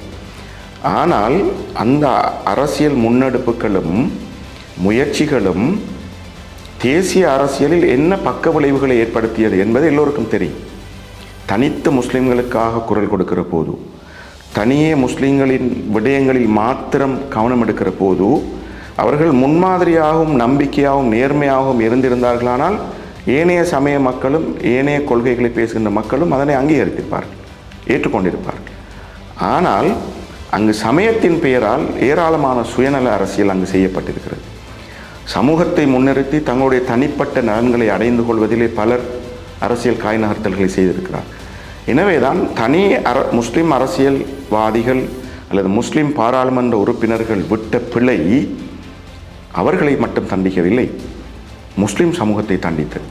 அதனால்தான் இந்த நாட்டில் பல்வேறு முஸ்லிம் சமூகத்துக்கு எதிரான அநியாயங்கள் இழைக்கப்பட்டன. ஏராளமான சிங்கள பிரதேசங்களிலே இடம்பெற்ற இன வன்முறைகள் இந்த முஸ்லிம் அரசியல்வாதிகளின் மீது உள்ள வெறுப்பின் காரணமாகத்தான் இடம்பெற்றன. எனவேதான் அவர்கள் நல்லது செய்திருந்தார்கள் என்றால் அதனை வரவேற்றிருக்க முடியும். ஆனால் அவர்கள் நல்லது என்ற பெயரால் எல்லா சமூகங்களுக்கும் கஷ்டங்களை ஏற்படுத்தியிருக்கிறார்கள். குறிப்பாக முஸ்லிம் சமூகத்துக்கு மிக கடுமையான கஷ்டங்களை ஏற்படுத்தியிருக்கு. எனவேதான் இந்த நாட்டில் உள்ள பொதுமக்கள் விரும்புகிறார்கள், ஒரு தேசிய தலைமைத்துவமாக அல்லது மக்கள் அதிகாரம் பெற்றவர்களாக வருகின்றவர்கள் மிகவுமே வெளிப்படைத்தன்மையோடு எல்லா இனங்களது பிரச்சனைகளையும் அட்ரஸ் பண்ணுகின்றவர்களாக, பேசுகிறவர்களாக, குரல் கொடுக்கின்றவர்களாக, நியாயத்தின் பக்கம் நிற்கின்றவர்களாக, இந்த நாட்டினுடைய அடையாளங்களையும் இந்த நாட்டினுடைய பன்மைத்துவத்தையும் பாதுகாக்கின்றவர்களாக இருக்க வேண்டும் என்பது யுத்தத்திற்கு பின்னரான சிங்கள மக்களுடைய, தமிழ் மக்களுடைய, முஸ்லிம் மக்களுடைய பெரும்பாலானுடைய எதிர்பார்ப்பாக மாறியிருக்கு. எனவே அதற்கு ஈடு கொடுக்கின்றவர்களாக முஸ்லிம் அரசியல்வாதிகள் இப்போது இல்லை. எனவேதான் இந்த அரசியல் போக்கிலிருந்து விடுபட்டு நாங்கள் ஒரு தேசிய நீரோட்டத்தில் சேர வேண்டும் என்று நான் விரும்புகின்றேன். ஆனால் அதற்காக நான் சார்ந்திருக்கின்ற சமூகத்தின் உரிமை நலன் சார்ந்து நான் பேசக்கூடாது என்று நான் சொல்ல வரவில்லை. தேசிய மைய நீரோட்டத்தில் சேர்கிற போது ஒரு அடிமையாக, ஒரு பொம்மையாக, எல்லாவற்றுக்கும் தலையசைக்கின்ற ஒருவராக இருக்க வேண்டும் நான் சொல்ல வரவில்லை. உரிமைகள் சார்ந்து, அடையாளங்கள் சார்ந்து, இன ரீதியான விடயங்கள் சார்ந்து, சமூக ரீதியான விடயங்கள் பேசுகின்ற இடத்தில் பேசுவேன். ஆனால் அதனை நான் என்னுடைய சமூகத்திற்கு மட்டும் நான் சுருக்கி கொள்ள விரும்பவில்லை. உதாரணமாக ஒரு உதாரணத்தை சொல்கிறேன். இந்த நாட்டிலே பயங்கரவாத தடை சட்டம் அமுலில் இருந்தபோது அவசரகால சட்டம் ஒவ்வொரு மாதமும் பாராளுமன்றத்தில் நிறைவேற்றப்படும், அதுக்கான ஆணை கோரப்படும். இந்த அவசரகால சட்டத்தின் கீழ்தான் இந்த நாட்டில் எல்லா வகையான அநீதிகளும் அரங்கேறின. பயங்கரவாத தடை சட்டத்தின் கீழால் இந்த அவசரகால சட்டத்தை பயன்படுத்தி விரும்பியவரை விரும்பியவாறு கை செய்ய முடியும், அவரை நிபந்தனை இல்லாமல் தடுத்து வைத்திருக்க முடியும், விசாரணை இல்லாமல் தடுத்து வைத்திருக்க முடியும், விரும்பினால் அவரை அவரை இல்லாமலாக்குகிற அதிகாரத்தை கூட இந்த சிவில் சட்டம், அதாவது இந்த பயங்கரவாத தடை சட்டம் எல்லா அரச நிறுவனங்களுக்கும் வழங்கியிருந்தது, குறிப்பாக பாதுகாப்புத்துறைக்கு வழங்கியிருந்தது. இதற்கு அரசாங்கத்தில் இருக்கிறோம் என்பதற்காக எந்தவித கேள்வி பதிலும் இல்லாமல் அதுக்கு கை உதைத்துக் கொண்டே இருந்தவர்கள் முஸ்லிம் பாராளுமன்றம்.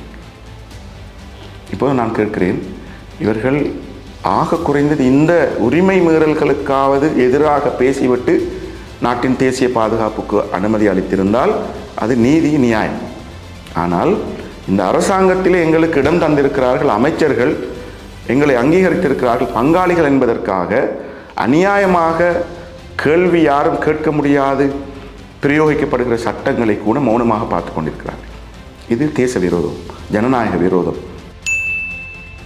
நான் இப்படி ஒரு பாராளுமன்ற தேர்தலில் வேட்பாளராக வர வேண்டும் என்ற எந்த ஒரு கனவோ எண்ணமோ என்னிடம் இருக்கவில்லை. நான் 2018ஆம் ஆண்டிலிருந்து அரசியலிலிருந்து ஒதுங்கி, ஏனென்றால் இந்த நாட்டினுடைய அரசியல் போக்கில் எனக்கு நம்பிக்கை இழந்துவிட்டேன். எனவே நான் இதற்கு பின்னர் இந்த அரசியலில் ஈடுபடுவதில்லை. நான் விரும்புகிற அரசியலுக்குரிய ஒரு சூழல் இலங்கையில் இல்லை. எனவே நான் என்னுடைய கல்வி பணியை செய்து கொண்டிருந்தேன். ஜனாதிபதி தேர்தல் அறிவிக்கப்பட்ட பின்னர் களத்திற்கு வந்த வேட்பாளர்கள் வெளியிட்ட தேர்தல் விஞ்ஞான பணங்கள் அத்தனையும் நான் வாசித்தேன். வாசித்த போது அனுரகுமார திசாநாயக்கா தேசிய மக்கள் சக்தியால் வெளியிடப்பட்ட தேர்தல் விஞ்ஞாபனம் நான் எதிர்பார்க்கிற ஒரு இலங்கையை உருவாக்குவதற்கான பல்வேறு முற்போக்கான கருத்துக்களையும் கொள்கைகளையும் அது கொண்டிருந்தது. எனவே நான் அதனை வாசித்து கொண்டு செல்கின்ற போது முடிவெடுத்தேன், இந்த தேர்தலில் அனுரகுமார திசாநாயக்கா அவர்களுக்கு வாக்களிக்க வேண்டும் என்று. அப்பொழுது எனக்குள்ளே நான் கேட்டுக்கொண்டேன், இவ்வளவு முற்போக்கான அழகான ஒரு திட்டங்களை கொண்டிருக்கிற ஒரு தேசிய மக்கள் சக்திக்கு நான் ஒரு தனிநபராக மறைவாக இருந்து வாக்களிப்பதா, அல்லது இந்த தேர்தல் களத்திலும் முகம் காட்டி என்னுடைய பங்களிப்பை வழங்கி பலரையும் வாக்களிக்க செய்வது பொருத்தமா? அப்படி இருக்கின்ற போதுதான் என்னையும் தேடி இந்த தேசிய மக்கள் சக்தியினுடைய அரசியல் செயற்பாட்டாளர்கள் வந்து கதைத்தார்கள். எனவே நானும் விரும்பினேன், என்னால் முடிந்த பங்களிப்பை ஜனாதிபதி தேர்தலிலே பாரிய அளவில் இல்லாவிட்டாலும் என்னுடைய முகத்தை வெளியில் காட்டி இந்த தேர்தலிலே நான் அனுரகுமார திசாநாயக்கா அவர்களுக்கு வாக்களிக்கப் போகிறேன், நீங்களும் உங்களுடைய வாக்குகளை அவருக்கு அளிங்கள் என்ற ஒரு இன்டிரெக்டான பிரச்சாரத்தை செய்ய வேண்டும் என்று நான் களத்தில் செயற்பட்டேன். களத்தில் செயற்பட்டு அனுரகுமார திசாநாயக்கா வெற்றி பெற்ற பின்னர் தான் பாராளுமன்றம் கலைக்கப்படுகிறது. கலைக்கப்பட்ட கையோடு இந்த மாவட்டத்திற்கான பிரதிநிதிகளை தெரிவு செய்வது தொடர்பான வேலை திட்டங்களிலே தேசிய மக்கள் சக்தியின் மட்டக்களப்பு மாவட்ட செயற்குழு ஈடுபட்டிருக்கிறது. அப்போதுதான் என்னை பலர் அணுகினார்கள். அணுகி, நீங்கள் ஏன் இந்த தேர்தலில் மட்டக்களப்பு மாவட்டத்தில் ஒரு பாராளுமன்ற வேட்பாளராக வரக்கூடாது என்று என்னிடம் கேட்டார். உண்மையில் நான் அவர்களிடம் சொன்னேன், எனக்கு அப்படி ஒரு யோசனை இல்லை, அரசியலுக்குள் வருகின்ற எந்த ஒரு யோசனையும் இல்லை. உண்மையில் நான் ஜனாதிபதி தேர்தலோடு வாக்களித்துவிட்டு என்னுடைய பணிகளை செய்கின்ற நிலைப்பாட்டில் நான் என்னுடைய பணிகளை செய்து கொண்டேன். ஆனால் சமூகத்திலே மதிக்கத்தக்க மிக முக்கியமான பிரமுகர்கள், நண்பர்கள், இன்னும் பல கல்விமான்கள் பலரும் என்னை இப்படி ஒரு வாய்ப்பு கிடைக்குமா இருந்தால் நீங்கள் அதனை தவற விட்டு விடாதீர்கள் என்று ஒரு அழுத்தத்தை தந்தார். அப்பொழுது நான் உண்மையாக சொன்னேன், என்னை விட நான் இதற்கு பொருத்தமான ஒருவரை அடையாளம் கண்டிருக்கிறேன், அப்படியானால் அவரை நான் உங்களுக்கு அறிமுகப்படுத்துகிறேன், அவரை நீங்கள் இந்த ஒரு வேட்பாளராக நிறுத்துங்கள் என்று. அவரிட கதைத்த நேரம் அவர் சொன்னார், எனக்கு பல காரணங்களால் இது சாத்தியப்படாது என்று அவர் கைவிரித்து விட்டார். எனவே தான் தேசிய மக்கள் சக்தியினுடைய காத்தான்குடி செயற்குழு எனக்கு ஒரு அழுத்தத்தை தந்தார்கள், நீங்கள் இந்த தேர்தலிலே களமிறங்குங்கள் என்று. எனவே நானும் இது தொடர்பாக என்னுடைய நண்பர்கள், என்னுடைய ஆசிரியர்கள், எனக்கு ஆலோசனை வழங்குகின்ற பலரிடமும் கதைத்த போது எல்லோரும் யாரும் இதனை நிராகரிக்கவில்லை. அதுதான் இந்த முறை தேர்தலிலே நான் அரசியலுக்கு வரப்போகிறேன் என்று கேட்டபோது எல்லோரும் நம்பிக்கையோடு சொன்னார்கள், இல்லை, நீங்கள் இந்த பொறுப்பை பாரம் எடுத்துக்கொள்ளுங்கள், இந்த களத்திலே நீங்கள் முன்னின்று உழையுங்கள், அதற்கு நீங்கள் பொருத்தமானது, உங்களுடைய அரசியல் செயற்பாடுகள், கடந்த கால அரசியல் வரலாறு என்பவைகள் இதனோடு ஒத்த வகையில் இருக்கிறது, எனவே நீங்கள் இந்த பணியை செய்யுங்கள் என்று. உண்மையில் நான் இந்த தேர்தல் விஞ்ஞாபனமும் இவருடைய அரசியல் போக்குகளும் நடவடிக்கைகளிலும் இருக்கிற அந்த முன்மாதிரியும் கொள்கை தெளிவும் போக்குகளுக்காக மாத்திரம்தான் நான் இதற்கு உடன்பட்டேன். என்பிபி அல்லாத, தேசிய மக்கள் சக்தி அல்லாத வேறு எந்த ஒரு கட்சியும் இந்த சந்தர்ப்பத்தை தந்திருந்தால் நான் களத்திற்கு வந்திருக்க மாட்டேன். அதில் நான் 100% உறுதியாக இருந்தேன். ஏனென்றால் எனக்கு இப்பொழுது நான் ஏன் அதனை சொல்கிறேன் என்றால், ஒரு நாடாக இந்த தேசிய வேலை திட்டத்தை கட்டியெழுப்புவதற்கு நாட்டின் மக்கள் பலர் பங்களிப்பு செய்ய வேண்டும். அப்போது தான் அது ஒரு வேலை திட்டமாக வெற்றி அளிக்கும். எனவே என்னை நோக்கி அப்படியொரு பொறுப்பும் கடமையும் வருகிற போது அதற்கு பொருத்தம் என்று பலரும் கருதுகிற போது நான் சில நேரம் அதில் என்னுடைய தனிப்பட்ட நலன்களுக்காக உண்மையில் இந்த கட்சியை பொறுத்தவரையில் இழப்புகள் தான் அதிகமே ஒழிய இவர்களுடைய கொள்கையும் கோட்பாடுகளும் மிக இறுக்கமானது. பாராளுமன்ற பிரதிநிதி என்பதற்காக எந்த பிரசாதங்களும் இங்கு இல்லை. அர்ப்பணிப்போடும் தியாகத்தோடுமே இந்த பணியிலே பயணிக்க வேண்டியிருக்கு. இன்று காலையில் இடம்பெற்ற கட்சி கூட்டத்தில் அதை மிக தெளிவாகவே மாவட்ட அமைப்பாளர் எங்களுக்கு சொன்னார். எந்த விதமான வரப்பிரசாதங்களும் எந்த ஒரு வேட்பாளருக்கும் கிடைக்காது. அவர் ஒரு சாதாரண ஒரு பாராளுமன்ற உறுப்பினராக மாத்திரம்தான் இருக்க போகிறார். அது எனக்கு தெரியும். எனவே அது எனக்கு இழப்பு, நிறைய இழப்புகளை சந்தித்தான் நான் இதனை செய்ய வேண்டியவர். எனவே தான் இந்த கொள்கை கோட்பாடுகள் என்பதற்காக மட்டும்தான் நான் இந்த களத்திற்கு வந்தேன். இந்த கொள்கை கோட்பாடுகளோடு கட்சி பயணிக்கும் வரையும் கட்சியோடு இருப்பேன். இந்த கொள்கை கோட்பாடுகளோடு கட்சி பயணிக்கவில்லை என்றால் என்னுடைய அரசியலை நான் நிறுத்திக் கொள்வேன். இதற்கு பின்னர் வேறு எந்த அரசியல் சக்தியோடும் இவ்வாறான கொள்கை கோட்பாடுகள் உள்ள சக்திகள் இருந்தால் பயணிக்க முடியும். இல்லாவிட்டால் நான் எந்த ஒரு அரசியல் இலங்கையில் இருக்கிற வேறு எந்த ஒரு அரசியல் சக்தியோடும் பயணிக்கின்ற தீர்மானம் என்னிடம் இல்லை தற்போதைக்கு. காத்தான்குடியிலே மக்களுடைய குடியேற்றம் எப்படி அமைந்தது, என்னுடைய பூர்வீகம் என்ன என்று பார்க்கின்ற போது விரும்பாமலோ அது ஒரு தனி முஸ்லீம் பிரதேசமாகவே மக்களுடைய குடியேற்றம் அமைந்திருக்கிறது. இது யாரும் திட்டமிட்டு செய்த ஒரு வேலை அல்ல. காத்தான்குடி ஒரு தனி முஸ்லீம்கள் செறிந்து வாழ்கிற ஒரு கிராமமாக நகரமாக அது இயல்பாகவே வளர்ச்சி அடைந்து வந்திருக்கிறது. ஆனால் அந்த காலங்களிலே நிறைய தமிழ் மக்களும் அதாவது நான் சொல்வது 75ஆம் ஆண்டுகளுக்கு முந்தைய காலங்களிலே காத்தான்குடிக்கும் ஏனைய பிரதேசங்களுக்கும் மட்டக்களப்புக்கும் உள்ள உறவு என்பது மிகவும் பலமான ஒரு உறவு. ஏன்னா அந்த காலங்களில் நிறைய இந்த வயற்காணிகள், பயிர்ச்செய்கைகள், தென்னந்தோட்டங்கள் இவைகள் எல்லாவற்றையும் அங்கிருக்கிற போடிமார், முல்லைக்காரர்கள் அல்லது வயலை பராமரிப்பர் என்று தமிழ் சகோதரர்களோடு சேர்ந்து தான் அந்த விவசாய நடவடிக்கைகளையும் பண்ணை செய்கைகளையும் முன்னெடுத்திருக்கிறார். வியாபார நடவடிக்கைகளையும் அப்படித்தான் முன்னெடுத்திருக்கிறார். ஆனால் முஸ்லீம் சமூகத்தை பொறுத்தவரையில் முஸ்லீம் சமூகத்துக்கு இயல்பாக ஒரு வியாபார சமூகம். தமிழ் சமூகத்தை பொறுத்தவரை அவர்கள் அரச தொழில்களிலும் ஏனைய நடவடிக்கைகளையும் கூடுதலாக கவனம் செலுத்துகின்றவர்கள். முஸ்லீம்கள் அந்த அரசாங்கத்தில் தங்கியிருத்தல் என்பதற்கு அப்பால் சுயமான உற்பத்தி, பொருளாதாரம் விஷயங்களிலே கூடுதல் கவனம் கொண்டவர்.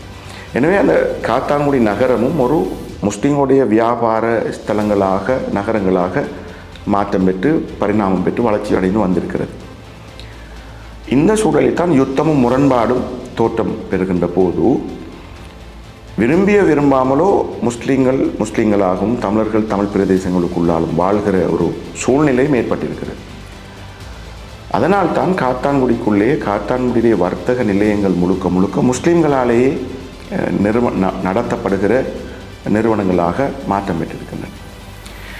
மட்டக்களப்பை பார்த்தால் மட்டக்களப்பிலே இருக்கிற நிறைய வியாபார ஸ்தலங்கள் தமிழ் மக்களுக்கு சொந்தமானவை. ஆனால் முஸ்லீம்கள் அதனை வாடகைக்கு எடுத்து அந்த மட்டக்களப்பு நகரை நடத்துகின்ற போக்கை நாங்கள் அவதானிக்கிறோம்.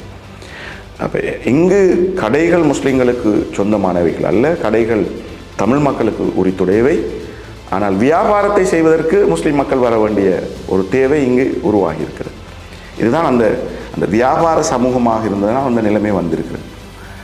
ஆனால் மட்டக்களப்பிலே இருக்கிற வியாபார நிலையங்களிலே அங்கு அந்த தொழில் நடவடிக்கையில் ஈடுபடுவதில் ஏராளமான தமிழ் கிறிஸ்தவ மக்கள் அங்கு தொழிலாளிகளாக அதற்குள்ளே அமர்த்தப்பட்டிருக்கிறார்கள். அப்படி ஒரு உறவு இருக்கிறது. ஆனால் எங்குமே எழுதப்பட்ட ஒரு சட்டமோ விதியோ இல்லை. முஸ்லிம்கள் மாத்திரம்தான் காத்தான்குடிக்குள்ளே கடை வைத்திருக்க வேண்டும் என்று எந்த விதியும் இல்லை. நீங்கள் அவதானித்தால் சிறு பயிற்சிகளை செய்கிற தமிழ் மக்களுடைய ஒரு சந்தைப்படுத்தல் இடமாக காத்தான்குடி தான் இருக்கிறது. கொச்சிக்காய், வெங்காயம், இணைய மரக்கறி வகைகள், சேதன பசலைகளை கொண்ட ஆர்கானிக் ஃபார்மிலே உருவாகிற விடயங்களை எல்லாம் சந்தைக்கு கொண்டு வந்து விற்கின்ற ஏராளமான தமிழ் மக்கள் வியாபாரம் செய்கிறார் ஒவ்வொரு நாளும். லேபர்ஸ் காத்தான்குடியிலே கட்டுமான தொழிலிலே, தச்சு தொழிலிலே, ஏனைய பல்வேறு தொழில்களில் ஈடுபடுகின்ற ஆயிரக்கணக்கான சகோதரர்கள் ஒவ்வொரு நாளும் தொழிலுக்கு வந்து செல்கிறார்கள். மேசன்மாரை எடுத்து பார்த்தால் 500க்கும் 600க்கும் மேற்பட்ட மேசன்மார் ஒவ்வொரு நாளும் காத்தான்குடிக்கு வருகிறார். அன்றாடம் கூலி தொழிலாளிகளாக இருக்கின்றவர்கள், நீங்கள் காலையில் 7 மணிக்கு காத்தான்குடி பசாருக்கு வந்தால் நூற்றுக்கணக்கான நாளாந்த கூலி தொழிலாளிகள் தமிழ் மக்கள் காத்தான்குடியின் பசாரிலே நிற்பார்கள். அன்றாட வேலைகள் தேவைன்னா அவர்களை போய் அழைத்து அவர்களுக்குரிய சம்பளத்தை கொடுத்து அந்த தொழில்களை செய்கின்றதை பார்க்கலாம். எனவே வியாபார உரித்துரிமை தான் அவர்களுக்கு கட்டட ரீதியாக அங்கு இல்லை என்பது இருக்கின்றதே தவிர அவர்களுக்கான ஜீவனோபாயங்களை தொழில் செய்வதற்கான உரிமை சுதந்திரமாக அங்கு வழங்கப்பட்டது. நீங்கள் காத்தான்குடி நகர சபை எடுத்துக்கொண்டால் அங்கே இருக்கிற சுத்திகரிப்பு தொழிலாளர்கள் ஏராளமானவர்கள் ஏனைய சமூகங்களை சமயங்களை பின்பற்றுகின்றவர்கள், ஏனைய கடமைகளில் ஈடுபடுகின்றவர்கள் ஏனைய சமூகங்களைச் சேர்ந்தவர்கள், அங்கு அரச ஊழியர்களாக இருக்கின்றவர்கள் ஏராளமானவர்கள் ஏனைய சமூகம். எனவே ஒரு இன ரீதியான சமய ரீதியான எந்த ஒரு கட்டுப்பாட்டையும் அங்கு நாங்களாக சமூகமாக உருவாகி கொள்ளவில்லை. பல்வேறு சமூக சூழ்நிலைகள் ஒரு அச்சநிலையையும் ஒரு பய சூழ்நிலையும் ஏற்படுத்தி இருந்தது. ஆனால் அதற்கு பின்னர் மக்கள் அங்கு சுதந்திரமாக தங்களுடைய தொழில் நடவடிக்கைகளை தங்களுக்கான வாழ்வாதாரங்களை தேடிக்கொள்கிற நடவடிக்கைகள். காத்தான்குடி பிரதேசம் ஒரு இந்த சிறு கைத்தொழில் முயற்சியாளர்களுக்கான ஒரு முக்கியமான ஒரு தளம். அங்கு ஏராளமான பாதணி உற்பத்தி சாலைகள் இருக்கின்றன, ஏராளமான நொறுக்கு தீனிகள் உற்பத்தி சாலைகள் இருக்கின்றன, ஏராளமான கார்மெண்ட்ஸ் இருக்கின்றன. இவைகளிலெல்லாம் நூற்றுக்கணக்கான தமிழ் யுவதிகள் அங்கு வேலை செய்கிறார்கள். எனவே வெளிப்படையிலே அப்படியான ஒரு பார்வையும் ஒரு கதையும் இருக்கிறது. ஆனால் இதுவரைக்கும் என்னை பொறுத்தவரையில் யாராவது அப்படியான ஒரு தமிழ் சகோதரர்கள் நாங்கள் இந்த கடையை வைக்கப் போகிறோம் என்று கேட்டு மறுத்ததாக ஆதாரபூர்வமான செய்திகள் எதுவும் என்னிடம் இல்லை. அப்படி ஏது உறுதிப்படுத்தப்பட்டால் நாங்கள் அது குறித்து சிந்திக்க வேண்டும், கதைக்க வேண்டும். ஆனால் ஒரு பார்வை இருக்கிறது. இது தனியாக முஸ்லீம் பிரதேசம், முஸ்லீம்கள் மட்டும் ஆதிக்கம் செலுத்துகிற பிரதேசம், எனவே இங்கு வேறு யாருக்கும் இங்கு இடம் அளிக்கப்படுவதில்லை என்று. அப்படி அல்ல. அதனால் நாங்கள் அந்த தப்பபிப்பிராயத்தை நீக்க வேண்டும். ஆனால் அப்படியான எழுதப்படாத ஒரு விதியாகவே இருக்க வேண்டும் என்றால் ஒரு தரமான ஒரு நாங்கள் இன்று எப்படி இருக்கிறோம் என்றால் காத்தான்குடியை சேர்ந்த ஒரு நபருக்கு சொந்தமான ஒரு கடை தான் நோ லிமிட். நாடு முழுக்க பல்வேறு கிளைகள் இருக்குது. அது ஒரு முஸ்லீமுடைய கடை என்று யாரும் பார்ப்பதில்லை. யாரும் அங்கு முஸ்லீம்கள் மற்றும் முடையெடுக்க செல்வதில்லை. இன்று வியாபார ஸ்தலங்கள் என்பது அதன் தரத்தில் தங்கி இருக்கிறது, குவாலிட்டி. இன்று எங்கு குவாலிட்டி இருக்கிறதோ அங்கு செல்கிறார்கள். அது முஸ்லீம்களாக இருக்கட்டும், தமிழ் மக்களாக இருக்கட்டும், சிங்களவர்களாக இருக்கட்டும், தரமான பொருட்களை தேடி எங்கும் பயணிக்கிறார்கள். எனவே அப்படியான ஒரு பொருளாதார சூழ்நிலை இன்று மாற்றம் பெற்று வருகிறது. இன்று காத்தான்குடியினுடைய அந்த உள்ளூர் சுற்றுலா பயணிகளுடைய வருகையை பார்க்கிற போது இப்பொழுது முஸ்லீம் அல்லாதவர்களுடைய வருகை மிகவும் அதிகரித்திருக்கு. அதுக்கு காரணம் கிராமிய உணவு, கிராமிய உற்பத்தி, கிராமிய ரீதியான ஏனைய பண்பாட்டு அம்சங்களில் நிறைய ஆர்வம் கொண்டவர்களாக இருக்கிறார். எனவே தான் இப்படியான ஒரு நிலைமை அங்கு தோற்றம் பெற்றிருக்கிறது. என்னை பொறுத்தவரையிலே இவைகளை நாங்கள் எதிர்காலத்திலே அவ்வாறு ஒரு நிலைமை தோற்றம் பெறுமாக இருந்தால் அதன் பக்கம் இருக்கிற நியாயங்களை நாங்கள் ஸ்டடி பண்ணி ஆராய்ந்து அதுக்கு உரிய தீர்வுகளை பெற்றுக் கொடுக்க வேண்டும். அவ்வாறான ஒரு முரண்பாட்டு நிலைமைகளை நாங்கள் தோற்றுவிக்காது உடன்பாடான சூழல்களை காண வேண்டும் என்பதை நான் 100% உடன்பாட்டோடு இருக்கிறேன். இன்ஷா அல்லாஹ் அதற்கான வாய்ப்பு கிடைத்தால் அதனை நாங்கள் செய்யலாம் என நம்புகின்றேன். உண்மையில் இந்த நாட்டில் சுதந்திரத்துக்கு முன்னர் இந்த நாட்டில் அப்படி ஒரு பிரிவு ஒன்று இருக்கவில்லை. சுதந்திரத்துக்கு பின்னர் இந்த நாட்டில் அடையாளம் பெற்றது ஒரு அடையாள அரசியல். இந்த அடையாள அரசியலை முன்னிறுத்துவதிலே பல்வேறு தேவைகள் ஏற்பட்டன பலருக்கு. எனவே சிங்களவர்கள், முஸ்லிம்கள், தமிழர்கள் என்ற இந்த அடையாளத்தை இந்த அரசியல் போக்கு உருவாக்கியது. ஆனால் அதுக்குள் இணக்கம் காண்பதற்கான முயற்சிகளையும் தந்தை செல்வாவுடைய காலத்திலே தமிழரசு கட்சியூடாக பல்வேறு முயற்சிகளை சிந்தித்தார்கள். எப்படி நாங்கள் தமிழ் பேசும் சமூகமாக ஒன்றிணைய முடியும், தமிழர்கள் முஸ்லீம்கள் என்று தெரியாமல் தமிழ் பேசும் சமூகம், அதற்குள்ளே முஸ்லீம்களும் தமிழர்களும் கிறிஸ்தவர்களும் தமிழ் பேசுகின்ற கிறிஸ்தவர்களுமாக நாங்கள் அந்த அடையாளத்தை கொண்டு வர முடியுமா? அந்த நம்பிக்கையோடு ஆரம்பத்திலே தந்தை செல்வாவோடு முஸ்லீம் அரசியல் தலைவர்களும் பயணித்து சென்றார்கள். ஆனால் 76ஆம் ஆண்டுகளாகிற போது ஆயுத குழுக்களின் தோற்றம், இந்த தமிழ் பேசும் மக்களுடைய உரிமைகளை வென்றெடுத்தல் என்பதற்காக ஜனநாயக வழிமுறைகள் சாத்தியப்படாது. ஒரு போராட்ட வழிமுறையும் அதுவும் ஆயுத போராட்ட வழிமுறை தான் எங்களுக்கு தீர்வை தரும் என்று இளைஞர்கள் நம்பிய போது அதற்குள்ளும் இந்த தமிழ் பேசும் சமூகங்களைச் சேர்ந்த முஸ்லீம் தமிழ் இளைஞர்கள் ஆயுத குழுக்களுக்குள்ளே இருந்தார்கள். நீங்கள் இந்த ஆயுத குழுக்களை வரலாறை பார்த்தால் அங்கு நிறைய முஸ்லீம் இளைஞர்கள் இருந்திருக்கு. அப்போதும் அந்த நம்பிக்கை இருந்தது. 1987 இந்திய இலங்கை ஒப்பந்தம் கைச்சாத்திட்ட போதுதான் இரவோடிரவாக வடகிழக்கு இணைக்கப்படுகிறது. இந்த ஆயுத குழுக்கள உருவாக்கம் நாட்டில் பல்வேறு விளைவுகளை ஏற்படுத்திய போது இது தொடர்பான இணக்கப்பாட்டுக்கு வாரத்துக்காக அவ்வப்போது பல்வேறு பேச்சுவார்த்தைகள் நடந்திருக்கு. அதிலே திம்பு பேச்சுவார்த்தை மிக முக்கியமான ஒரு பேச்சுவார்த்தை. அதில் முஸ்லீம் பிரதிநிதிகளும் கலந்து கொண்டிருக்கின்றார். அதே போன்று வட்டுக்கோட்டை தீர்மானம் நிறைவேற்றப்பட்ட போது அந்த வட்டுக்கோட்டை தீர்மானத்தில் முஸ்லீம்கள் வெளித்தள்ளப்பட்டதாக ஒரு உணர்வு இருக்கின்றது.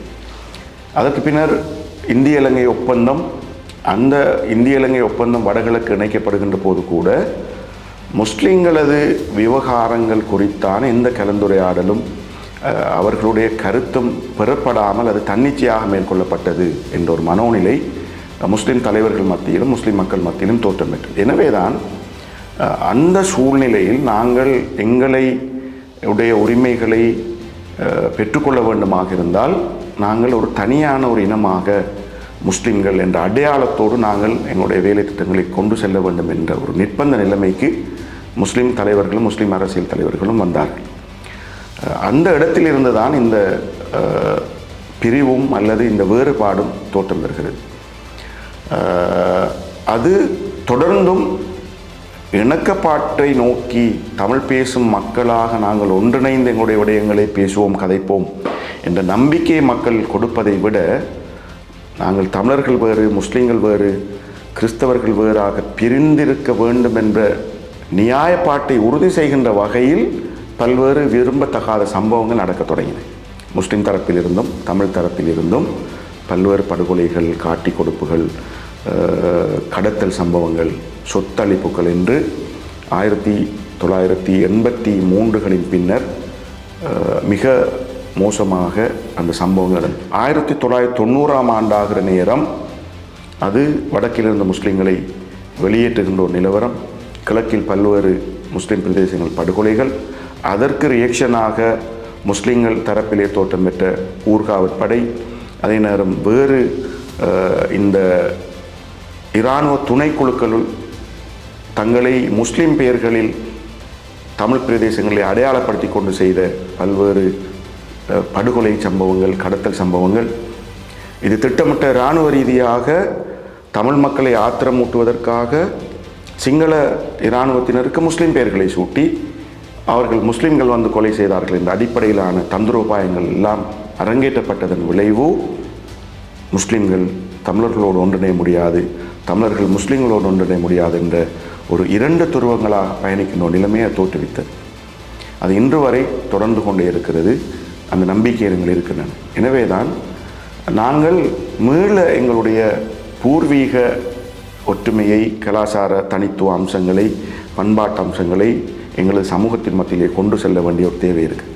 இந்த களத்தில் நான் நிற்பதற்கும் அது முக்கியமான ஒரு காரணம், இதற்கு கல்வியை நாங்கள் ஒரு டூலாக பயன்படுத்த முடியும். இப்பொழுது இருக்கிற வரலாற்று பாடம் எங்களை பிள்ளையாக பிரித்து வைக்கிற வரலாறுகளையே சொல்லிக் கொண்டிருக்கிறது. ஆனால் எங்களுடைய புதிய தலைமுறைக்கு நாங்கள் சொல்ல வேண்டிய வரலாறுகள் கல்வி கூடாக சொல்லப்படுமாக இருந்தால் எங்களுக்கு இருக்கிற ஒத்த அம்சங்களில் எப்படி நாங்கள் ஒற்றுமைப்பட முடியும், வேற்றுமைப்படுகின்ற இடங்களிலே பரஸ்பரம் எப்படி நாங்கள் விட்டுக் கொடுப்போடு அங்கீகரிப்போடு நடந்து கொள்ள முடியும் என்ற ஒரு புதிய அரசியல் கலாச்சாரத்தை, புதிய ஒரு ஒன்றிணைவை நோக்கி எங்களுக்கு நகர முடியுமாக இருந்தால் அதற்கு அடிப்படையாக ஒரு அரசியல் மாற்றம் தேவை. அந்த அரசியல் மாற்றத்திற்கூடாக ஒரு புதிய கல்விக் கொள்கையும் கல்வி திட்டம் உருவாக்கப்பட வேண்டும். அது புதிய பரம்பரையின் அடித்தளமாக அமையும். அது மாறுமாக இருந்தால் நீங்கள் கேட்கிற ஏன் நாங்கள் இந்தியாவில் இந்த மாற்றம் நிகழ்ந்து முடிந்துவிட்டது. இந்தியாவினுடைய அந்த அரசியல் அமைப்பை அம்பேத்கர் திட்டமிடுகிற போது அவருக்கு அந்த தூர நோக்கும் விஷனும் இருந்தது. ஆனால் இங்கு ஜேஆர் 1978 மிக மோசமான ஒரு அரசியல் யாப்பை கொண்டு வந்து அந்த அரசியல் யாப்பினூடாக எங்களை இணைப்பதற்கு பதிலாக பிரித்து வைத்திருக்கிறார். எனவே ஜேஆர் போன்றவர்கள் அல்லாத இந்த அம்பேத்கர்கள் போன்றவர்கள் இந்த நாட்டுக்கு தேவைப்படுகிறார்கள். அந்த தூரநோக்கு விஷனோடு ஒரு புதிய அரசியல் அமைப்பும் ஒரு புதிய கல்விக் கொள்கையும் புதிய மனிதர்களை மனிதர்களாக ஏற்றுக்கொள்கிற சூழல் இந்த நாட்டில் உருவாக்கப்பட வேண்டும் என்பதுதான் இந்த அரசியல் களத்தில் என்னுடைய எதிர்பார்ப்பாக இருக்கிறது. முயற்சி செய்வோம், காலம் பதில் சொல்லும் என்ற நம்பிக்கை என்னிடம் இருக்கிறது. இந்த மாற்றம் என்பதை மட்டக்களப்பு மாவட்டத்தை பொறுத்தவரை என்னுடைய இந்த தேர்தலுடைய கோஷமே இன்க்ளூசிவ் பேட்டிகுலர். மட்டக்களப்பு மாவட்டத்தில் இருக்கிற எல்லோரையும் ஒன்றிணைத்த மட்டக்களப்பு. நாங்கள் எல்லோரும் ஒன்றிணைந்தால் அதுதான் எங்களுடைய ஆகப்பெரிய அபிவிருத்தி. ஏனென்றால் மனித வள அபிவிருத்தி தான் ஆகப்பெரிய அபிவிருத்தி. நான் ஏற்கனவே சொன்னது போன்று இங்கே இருக்கிற மனித வளங்களை மிகச்சரியாக கணிப்பிட்டு அளவீடு செய்து அவர்களுக்கு தேவையான விடயங்களை தேவையான வகையில் உள்ளூர் வெளிநாட்டு உதவிகளை வளங்களை கொண்டு எம்பவர் பண்ண முடியுமாக இருந்தால், சூழலை ஏற்படுத்தி கொடுக்க முடியுமாக இருந்தால் இந்த மாவட்டம் மிகவும் நல்ல ஒரு நிலைமைக்கு வந்து சேரும். எனவே இந்த மாவட்டத்தில் இருக்கின்ற பிரிவினைக்கான எல்லா சூழ்நிலைகளையும் இல்லாமலாக்கி ஒன்றிணைவதற்கான வாய்ப்புகளை 100% அந்த பயன்படுத்தி நாங்கள் எல்லோரும் ஒன்றிணைந்து எல்லா வளங்களையும் ஒன்று திரட்டி இருக்கிற அதிகாரங்களையும் எங்களுக்குள்ளே கவனமாக கையாண்டு ஒரு ஒன்றிணைந்த எல்லோரையும் உள்வாங்கிய மட்டக்களப்பு என்ற அந்த இலக்கை நோக்கி நகர முடியுமாக இருந்தால் மட்டக்களப்பு மாவட்டத்தை நாம் படிப்படியாக 5 வருடங்களுக்குள் பெரிய மாற்றங்களை செய்துவிட முடியாது. ஆனால் படிப்படியாக அதற்கான ஆரம்பத்தை தொடக்கி வைத்தால் இதன் பின்னால் வருகிற புதிய பரம்பரை, இந்த அரசியல் வேலை திட்டத்திலே புதிய பரம்பரைகள் வர வேண்டும். காலாகாலமாக கைக்கு கிடைப்பவர்கள் மாத்திரம் வைத்து கொண்டிருக்காமல் இளைஞர்களை, யுவதிகளை, ஆளுமை உள்ளவர்களை நாங்கள் இந்த பாதையில் வழிகாட்ட முடியுமாக இருந்தால் ஒரு நீண்ட காலத்தில் ஒரு நல்ல ஒரு முன்மாதிரி மிக்க மாவட்டமாக மட்டக்களப்பு மாவட்டத்தை நாம் இந்த இலங்கை தேசத்திலும் சர்வதேசத்திலும் தூக்கி நிறுத்த முடியும் என்று நான் நம்புகிறேன். அதற்கு என்னாலான எல்லா வகையான அர்ப்பணிப்போடான சேவைகளை வழங்க வேண்டும் என்று நான் எதிர்பார்க்கின்றேன். இறுதியாக இதுவரை நான் பேசிய இந்த விடயங்களை என்னுடைய ஒரு மிஷனாக கொண்டுதான் நான் இந்த தேர்தல் களத்திற்கு வந்திருக்கிறேன். எனவே நான் எதிர்காலத்திலே இந்த மட்டக்களப்பு மாவட்ட மக்களின் ஒரு ஒன்றித்த குரலாக, ஒரு நம்பிக்கையாக, மக்களுக்கு விசுவாசமான ஒரு மக்கள் பிரதிநிதியாக இருக்க வேண்டும் என்று விரும்புகிறேன். எனவே மக்களாகிய நீங்களே இது குறித்து தீர்மானம் எடுக்க வேண்டியவர்கள். அது உங்களின் கைகளில் இருக்கிறது என்ற நம்பிக்கையோடு விடைபெறுகின்றேன். நன்றி.